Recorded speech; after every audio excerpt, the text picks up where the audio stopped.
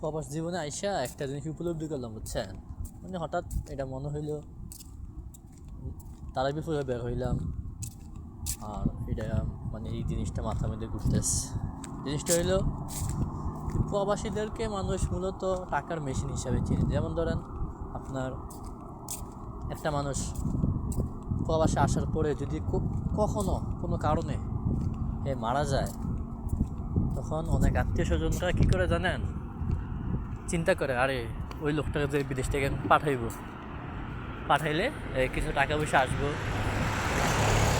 এমন সাধারণত এমন নিয়ম আছে যে যে সে যদি কোনো কোম্পানির আন্ডারে থাকে বা কোনো মালিকের আন্ডারে যদি থাকে, তখন দেশে পাঠানোর সময় কিছু কিছু কারণ আছে। ওই কারণগুলা যদি যে মারা গেছে তার সাথে হয়ে থাকে, তাইলে তার সাথে কিছু টাকা পয়সা দেশে পাঠাইতে হয়। এটা মালিক পক্ষ বা কোম্পানি এটাকে তার যে ক্ষতিপূরণ আছে ক্ষতিপূরণ দিতে হয়, বা বিভিন্ন ইস্যু থাকে, এগুলো দিতে হয়।